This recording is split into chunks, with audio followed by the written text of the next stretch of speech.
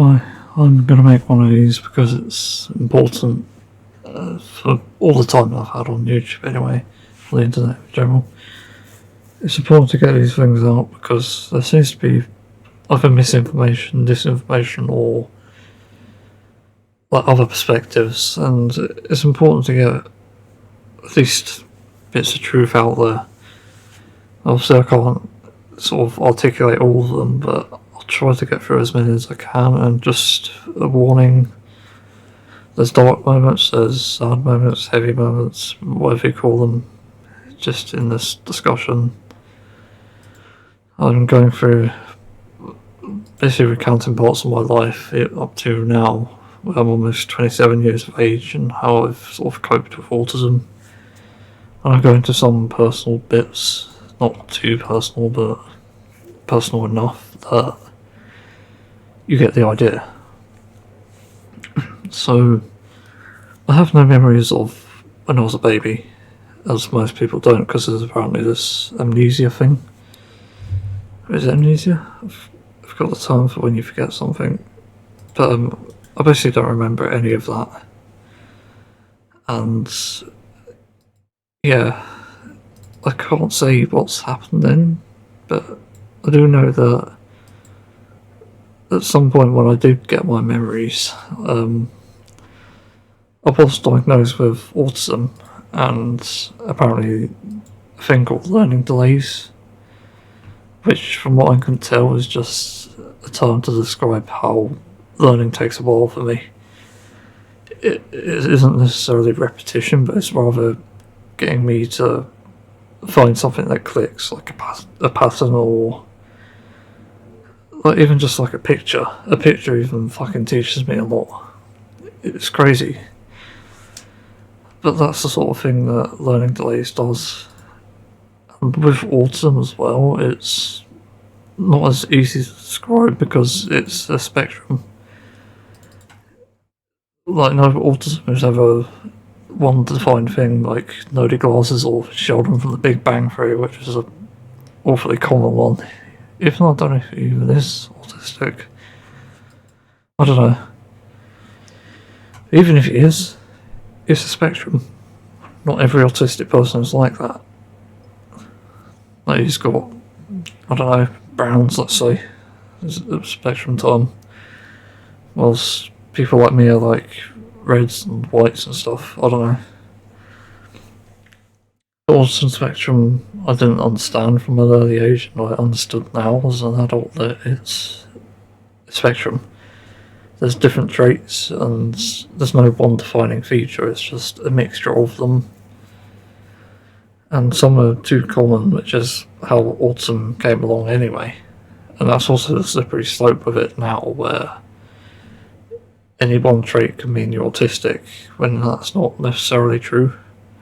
And then as a result, it just muddies the waters, and now we have people who are so extroverted, they actually pick on autistic people, and I'll go into this later because this is a real story that's happened to me, and I think it's happened to other people as well.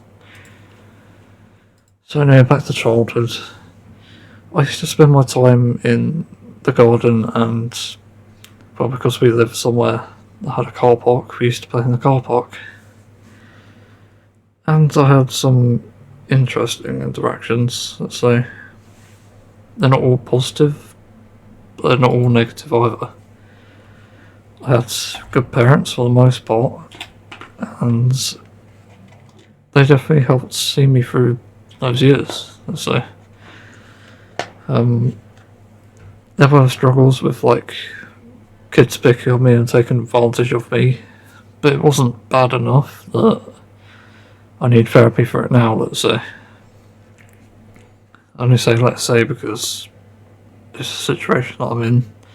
I'm trying to describe it as best I can without overthinking it.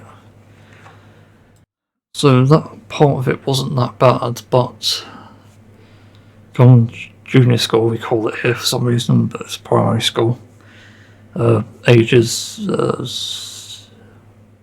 I can't count now.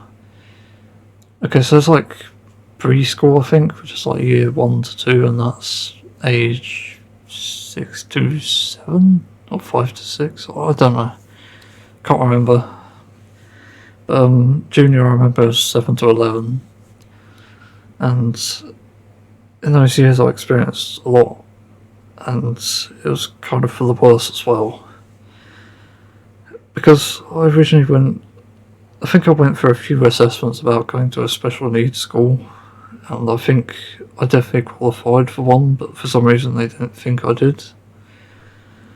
Because they tested me a lot. So I ended up struggling in primary school. I got picked on for being fat, and also for being autistic and weird. I did end up hanging out with some people that I got along with, like some friends. It was not all negative, but teachers seemed to pick on me a lot there, for some reason. It was to the point where I was almost scared of them and I didn't want to go to school. And in fact, the bullying from both the teachers and the kids, it got bad enough to the point where I was having to bring my parents into the classroom with me to settle me down, and then they'd just somehow sneak out when I've focused on the class, but I couldn't. And I just ended up sort of crying and running out of the class. Like, they had to stop me from leaving somehow. And it's quite traumatic because my mum sort of had to find work to do because she didn't have a job at the time. It's not too personal of a detail. Like, I think a lot of people have this struggle. And she wasn't a single mother necessarily. I went between my mum and my dad because they're divorced, and my dad also struggled until he found someone, and so did my mum. They met other people. And it was tough then because like, all I had to look forward to coming home was my family, really. And I also grew up with a sister we somewhat got along well, but that was mainly in the teenage years, let's be honest. It wasn't as children. So anyway, with school, I also used to hide a lot. I used to get so upset that I had to hide. I remember there's like stairs that I used to hide under just to cry. And teaching assistants, which I eventually got, for some reason I didn't have them the first few years. They had to support me and make me comfortable. And they would often try to sort of lure me out under the stairs. And I tried to get into some interests of mine there, because I saw kids playing with like Pokemon and Yu-Gi-Oh cards when they were a thing. And I ended up getting some Yu-Gi-Oh cards myself. And I didn't like the ones that I got. I heard that there was these like special ones, like legendary cards. And I got them one year as a gift from my grandparents. And well, I brought them to school with me and put them in my coat pocket. And it was actually during class that I put the coat there, I think last thing. Somehow, I didn't even think about this, but as soon as I got out of the classroom, the cards weren't there, and I'd found them all scattered at the back of the schoolyard. It turns out someone had stolen my cards and also traded them. And I found someone in the toilets with one of them, and I was like, give it back. He wouldn't give it back, and then told the teacher, and then I got in trouble. I don't even know how that happened. This is a British school, remember? So I think that's pretty common, to be honest. And I remember I used to get carried away from the class by the headmaster, because there was that sort of, I don't know what you call it. It's like PDA autism, but I have PDD. So it's pathological diversion aversion or something. But I was averted to doing what they said back then. Whereas now I'm pretty much submissive, is that the word? I just do things that people ask me if I have to do it. And that's a struggle as well. It was even worse when they sort of like tried to scare me in some way, because they used to enable my files on the computer after swear words. As funny as the story was, but it scared me shitless that people would find out, because I just didn't care about learning. So that became a problem. There was two other weird cases. Like one of them in school, I was bullied in the field once with teachers watching, where someone was picking on me at the end of the field. I was minding my own business, and he was whacking me with a stick, and I think he actually caught my eye at one point. Somehow I didn't bleed. It felt horrible. And then all these kids like playing football just ran over to me and started beating me up. I don't remember it hurting a lot. I would have remembered if it hurt. I just remember being scared because that just doesn't feel right. And this is almost like an everyday thing as well, not necessarily everyone running after me, but people picking on me. They also used to try and pick on my mum somehow. I think my mum used to get into arguments with the parents. And my dad, they didn't really bother with my dad because my dad was strong and they knew that. They knew dads would just sort of fuck them over. And then the other thing that happened was I remember beating up a guy really badly because he was bullying me. And this later turned into a rumour in my secondary school. I'd apparently sent him to hospital. Yeah. It's both to my advantage and disadvantage. And that was pretty much school. And I remember once we went on a holiday somewhere, and sort of made a girlfriend who was like 4 years older than me. I think she really liked me, and I liked her, of course. It was random. It was a sweet story, really. Then secondary school came up, and whilst in primary school we were considering the school choices, I looked around a few, I think. I think one of them, there was like a fucking school bell that was like so loud it burst my eardrums. And I think that's how I got tinnitus. It was just like a school bell that rung every few seconds. Not seconds, at the end of a class, very much. This wasn't like a private school or anything, it was a public school. And that was ridiculous. Then the second school that I looked at,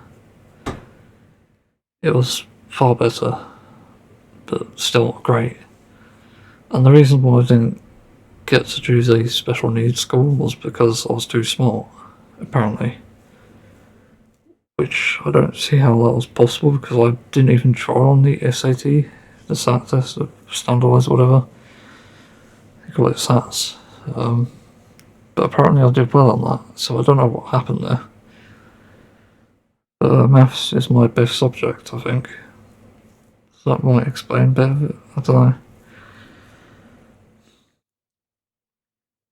Anyway, I made it to the other school, and it was immediately a bit more welcoming because they had teaching assistants there, but they also had an area that people like me could go to. And I did go there for a few years. I even had a girlfriend for a few years who ended up being my bully, unfortunately, after she broke up with me, for some reason blaming me for everything. I wasn't aware I did anything wrong, so the bullying in a sense was minor. It was more verbal bullying than anything else. Like I think they used to sort of call me and some other kids like, I don't know if I want to say the words. No, I don't know. It's like a slang term for fat and gay. Which I wasn't aware I was at the time. Of course, now I'm pansexual, but yeah, they used to call me and some other kids that. Another bad thing is they set off the fire alarms to sort of scare people like me who had these sensory issues. They used to have things that I needed to sort of. I had requirements basically for the school, like I needed to get away from crowds usually. So I could sort of ease myself into it, and then eventually I exposed myself to them and improved. And I didn't need to leave class early, or even get into school early. Yeah. The worst feeling I got, actually, I just remembered, and I've got this for decades actually. It was from another kid who went to this sort of area. I think he only went there because it was quiet, and not because he had any issues. But he eventually got kicked out of school anyway because he was threatening people to beat up people, and I think even killed them. It's just kind of odd. I also had some lovely teaching assistants in there. Like, one of them ended up becoming a teacher, and the other one was there to replace the one I had. We also had temporary teaching assistants as well who were good. Unfortunately, one of them was like so handsome, all the girls fell over for him. It's fucking bizarre the things that happen there.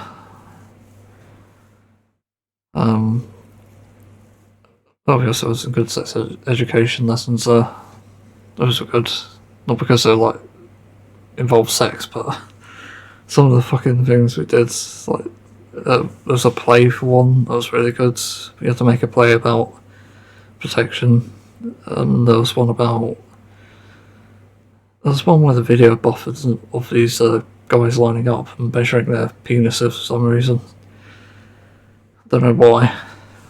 It like buffered and then like, it was funny.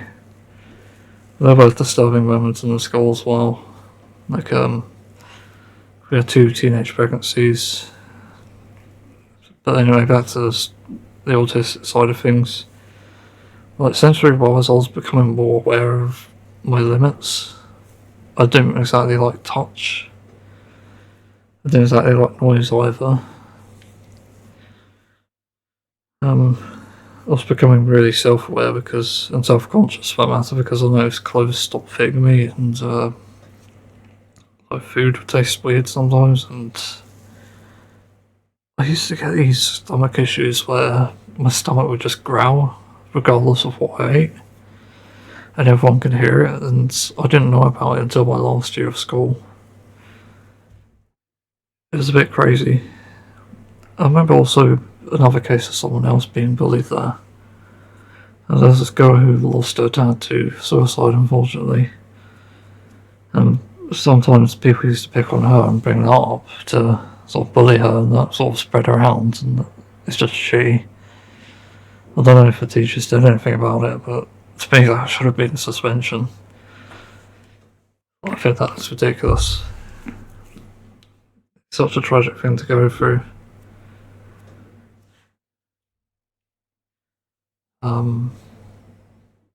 What else? So around in year 9 I was about 14. Yeah, about 14. We sort of had a change up in classes and students, and we sort of got rid of the system where we had like quote unquote factions. It's just stupid because it just divided us. I ended up being in a class that was like quiet and not doing anything because it was a class I didn't enjoy. And my newish teaching assistant introduced me to another guy in the class who wasn't disabled or anything. He just happened to like video games like I did, and video games were also something that helped me cope, as well as food. And those were a big part of my life then, and I met someone who had the same interest from video games, really. That's all we had in common, I think, but we got along somewhat well. We liked Team Fortress 2 and Garry's Mods, though he didn't play it, he just liked it. And we got along well, and he sort of introduced me to his friend group, and I got along with them somewhat well. And actually it was nice because, like, even though we were only like a small group, like 2 men and a few different girls, I think, it was okay. And they weren't bullies to me, which was nice. And I think as years went on, also, people began to understand me a bit more, as did my friends. And in a way, I was sort of like a shield to my friends anyway, because they were the types who would be bullied anyway. And actually, one of them was bullied bad enough that they managed to cut his eye or something. Not blind him, but almost cut his eye.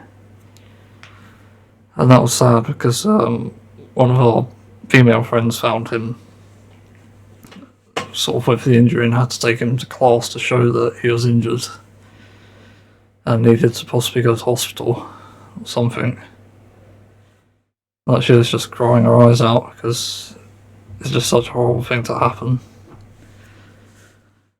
And that was the time that I wasn't there with him, so it just goes to show that people are somewhat scared of me.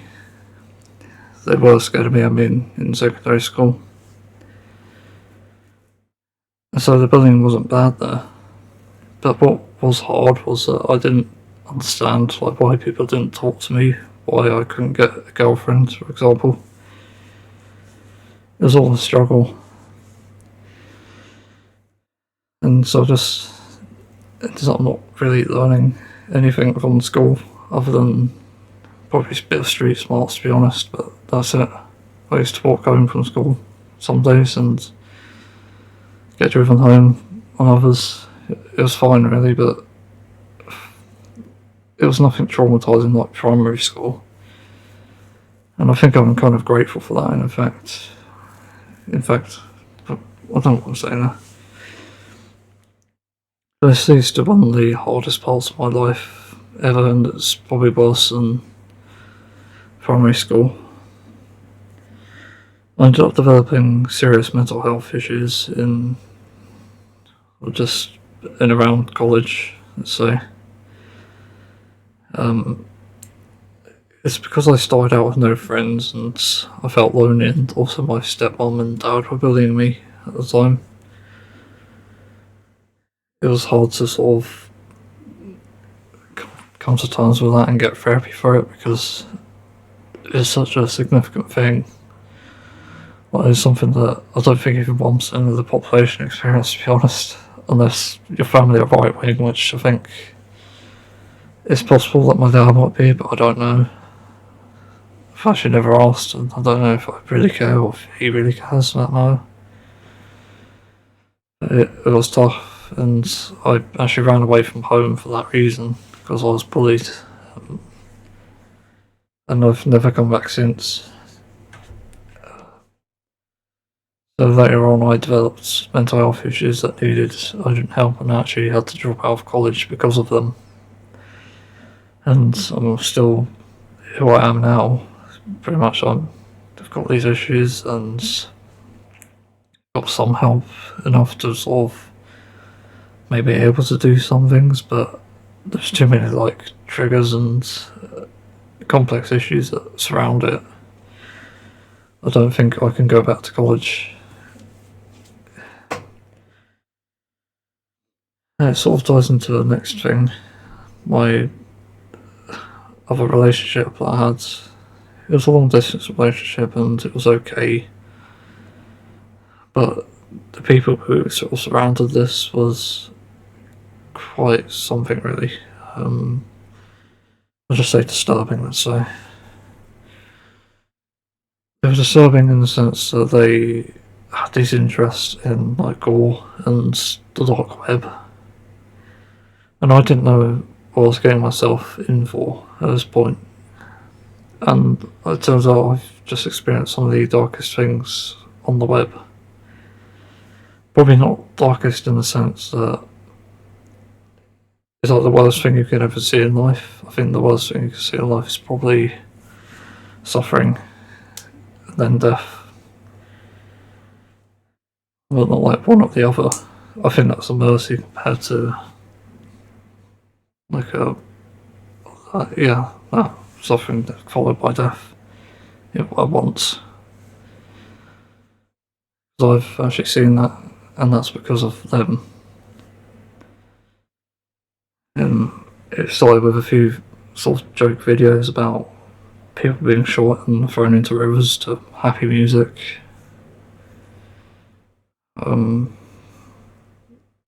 There's also like a video of a baby starving to death.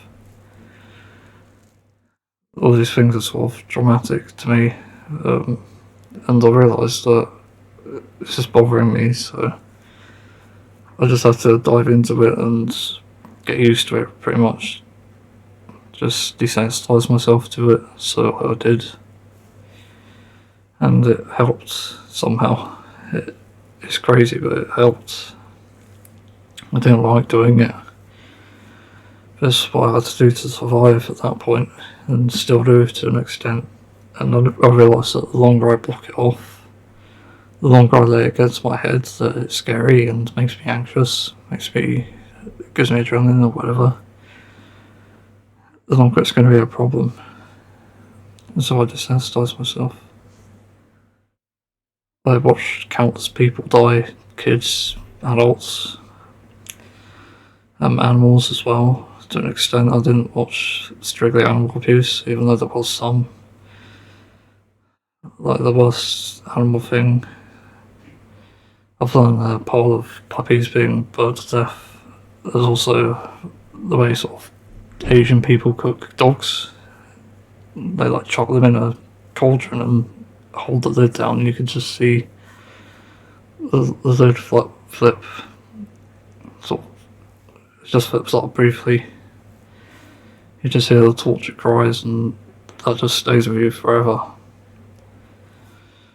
It's nothing that anyone should see, and it's probably some of the worst things I've seen. It's worse than human deaths, only because these animals are more vulnerable. And there's even worse ones than that. There's like things that you see in Dominion, which, to be honest, if you eat the food that causes this suffering, you deserve to watch it. You deserve to suffer for it and get the trauma. I'll just say that outright.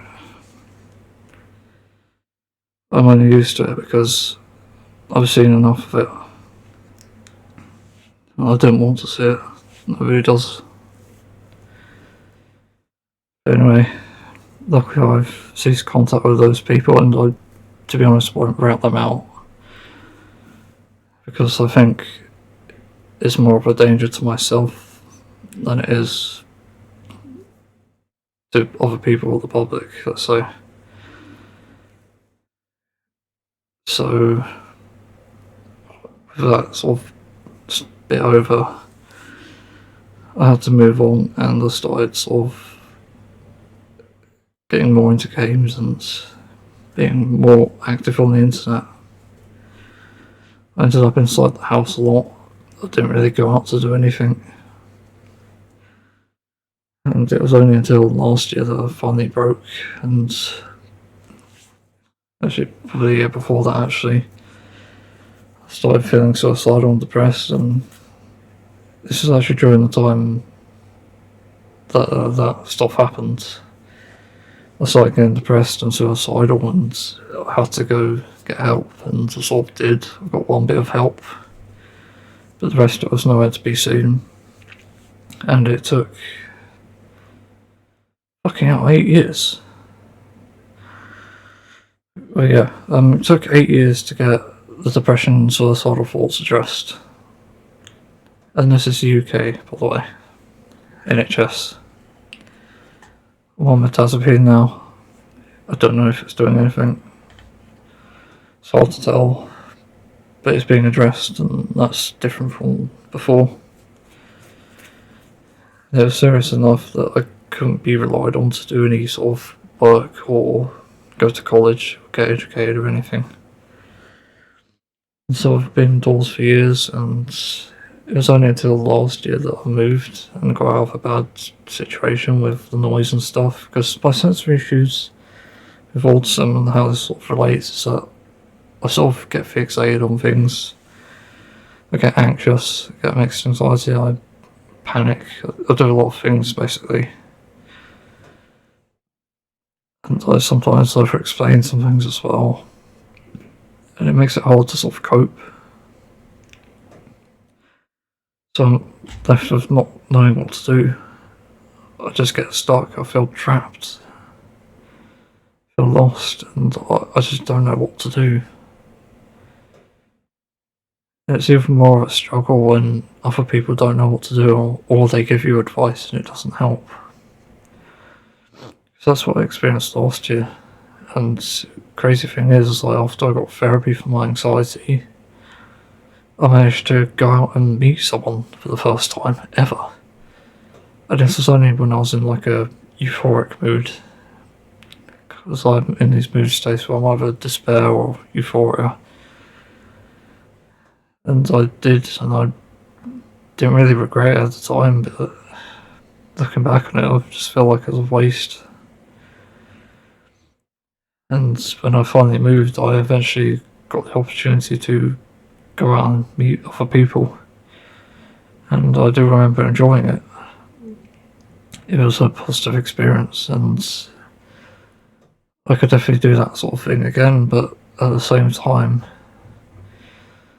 when all I want is like just to say like lose my virginity or have friends, it's not worth it, because nobody speaks to me, and this ties into the struggles of an autistic person. People say that they feel sorry for me, and it's difficult to see me in a situation where I'm just mute and don't talk and don't go out of the room. And someone even said to me recently that me staying inside is like ruining them or something, like not ruining them but making it hard for everyone, when I just don't want to go out because I know nothing will come of it. I won't get spoken to. I want to speak, but I need time to process as well. It's all very complicated, but at the same time I need to be accommodated for if I'm going to be expected or even wanted to get out and be sociable. I'm just not a social person. I think a lot of these, I come from a dark place in a sense, because I was lucky to have friends in school and even in college to an extent. But it's difficult to come out and speak when there's no sort of common ground or even a reward for it. So,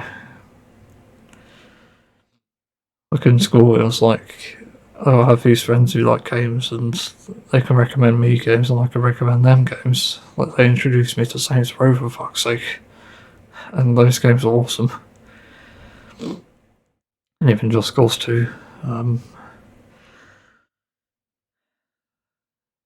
It's a real struggle.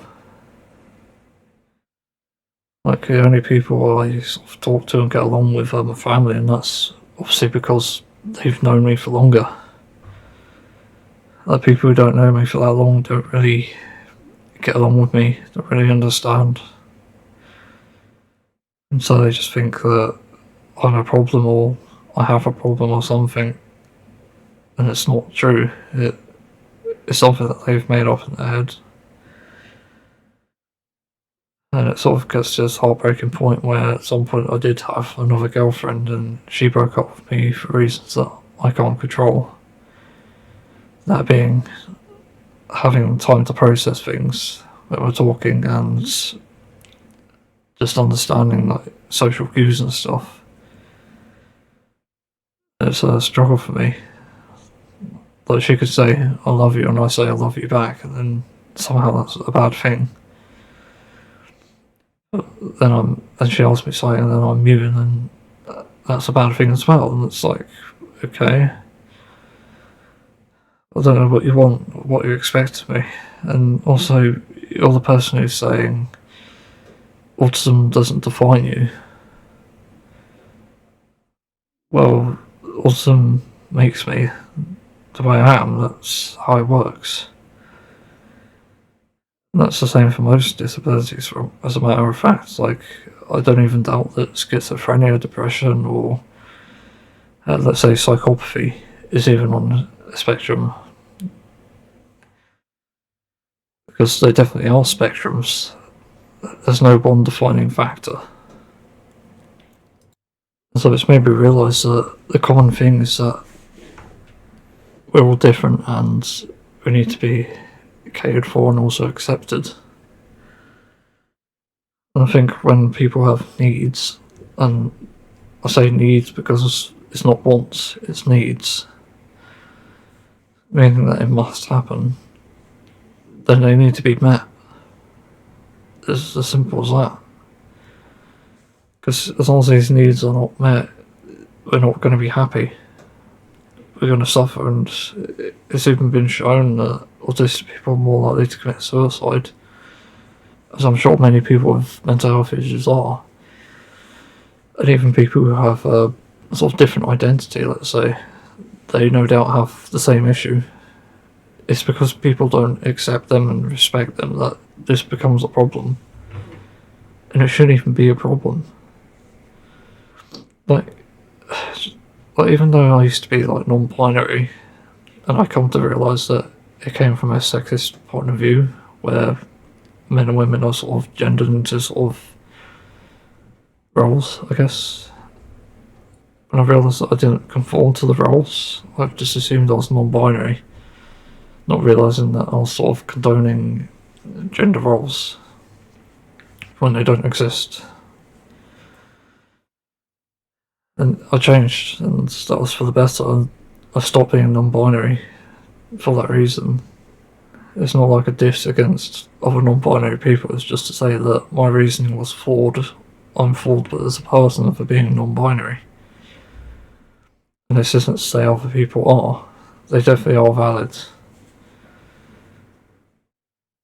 So, again, it's coming to accept it and also admit mistakes as well. I used to be homophobic as well because of things that people had said to me before. And I used to be also anti-trans, from that, as a matter of fact. And it's just ridiculous looking back on it, how false these things were. And so as I've grown up, I've also evolved for the better. But at the same time, people just don't care and don't listen. And they don't even seem to want to know or ask. Like, it's actually bad enough to the point where I've been to a nightclub and I hated it. I just didn't want to be there. I went with one other person and even met a person I was sort of friends with anyway, who was there. I just sat there, did nothing, said nothing. I didn't know what to do and I couldn't do anything other than wanting to go home. I just didn't feel like I belonged there, and in that 2 hours I was there, blasting music, nobody really talked to me. And that's tough, because if the expectation is that I need to talk to people, then you're always going to be disappointed. Meanwhile, I can even do things that people don't expect, like I've been able to get a tattoo. I've been able to talk to random people and strangers, which people thought I had anxiety because of that, but it's actually just autism. I just don't get it. All I want is people to talk to me and also to sort of receive love in return. And actually, I wrote a note about this because I was watching Zoe's stream on Twitch. And she was sort of struggling with her autism as well. And it got me thinking about mine, which is why I'm making this anyway. And Zoe is, I'd say, an inspiration to me as well for a lot of what I do now. She's obviously done a lot of brave things, and I do respect her a lot for that. And to realise that we had a lot of similarities in our sort of autism. Like, we sort of both preferred being alone, and we both want things that other people have that we don't have, and it's a struggle, it's all complicated. And we also have mental health issues that stem from that.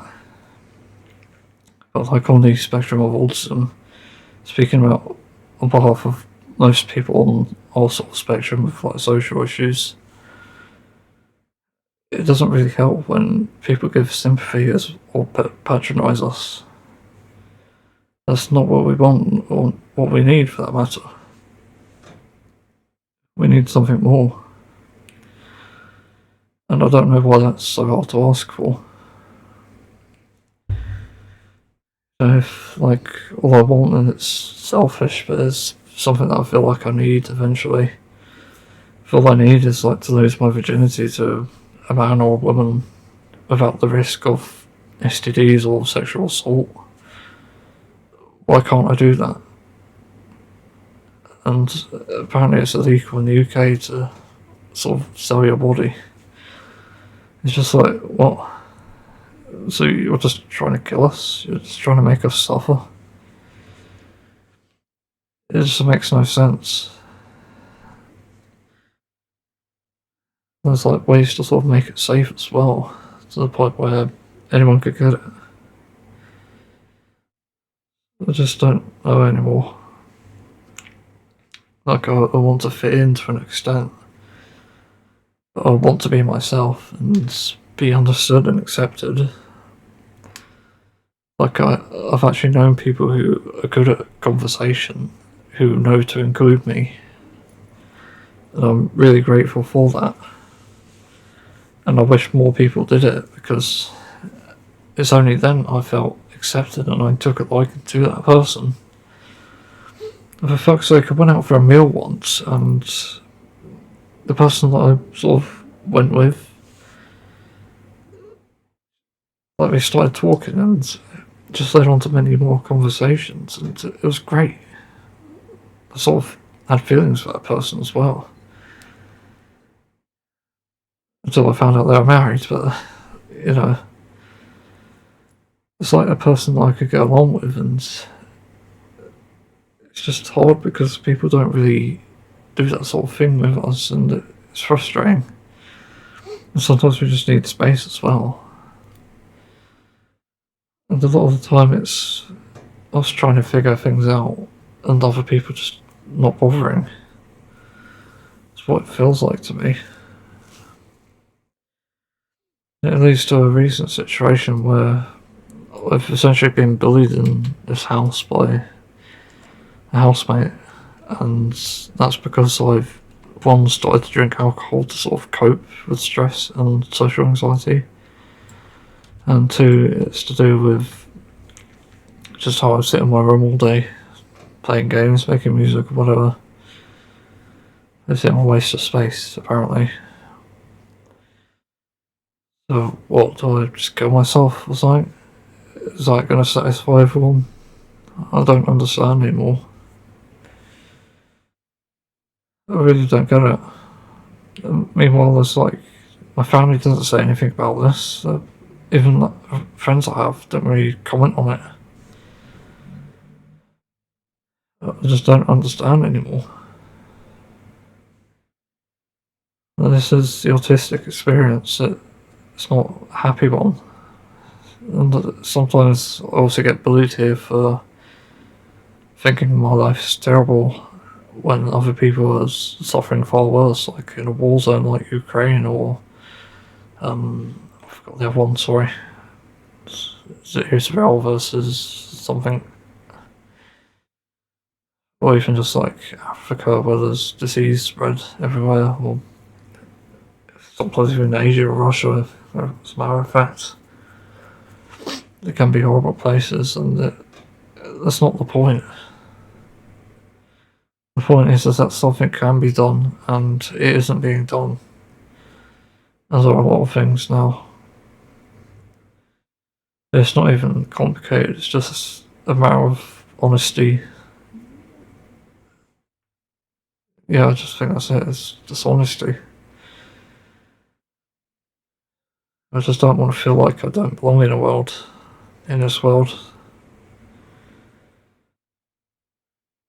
And that's a hard thing to ask, apparently. when I need disability money and when I need support for things, it's apparently so hard to ask for. It's like trying to win the lottery or something. Um, I don't know anymore. I'm also noticing that I'm starting to lose my speech as well as I grow older. And I also have like chest pains from the stress I feel in my current situation. And again, it's tough. In a sense, I'm not opposed to sort of legalising sort of assisted suicide. So I think a lot of people take it, myself included, and it's not just autistic people, I guess. I think we need to stay alive for selfless reasons, but I think enough's enough at some point. And I know there's like families that have like, no, what I mean is like people with disabilities or different identities or whatever, who have people who they know who are not accepting of them, and that's difficult. And I know, I think there's like a thing where you have to expose yourself to some of these things to get stronger. That which doesn't kill you makes you stronger is a really solid bit of advice, but also hiring a few words, I guess. Um, Something that rings true anyway. It's scary to think about. And then also think about like how we would have fared in nature and stuff if we didn't have roofs over our heads or tools or weapons or whatever you call them. Basically things that stop you from being killed immediately. Think of how terrifying that is, and it just gets worse really. And also I've realised something else as well, just from trying to socially interact, because I was originally going to call this like 1 year of trying to be another person, and I decided against it because it's a bit misleading, but also I think sharing the autistic experience is more important. And what I realised is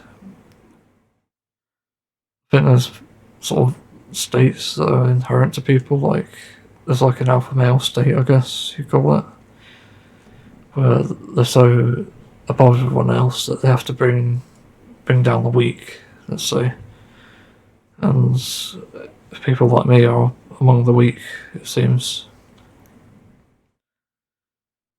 It's a real struggle, really, because I don't know what to do. I'm not strong enough to fight back. Intelligent enough, maybe, but it depends, really.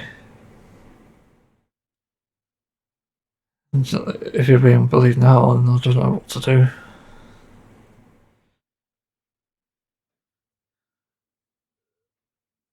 So yeah, I think I'm just gonna leave it there. It's not really a positive note to leave on. There isn't really any words of comfort I can offer. It's just not the world for us, I guess. And also, it just seems like other people just don't want to know me either. I also spent a few years on dating apps and nobody contacted me other than a few horny men and bots. And I just don't want any of that. I don't want to deal with it. All in the end, all I want is just to fucking lose my virginity. That's it. So I don't know anymore. Just things appear to be unknown, and that's that.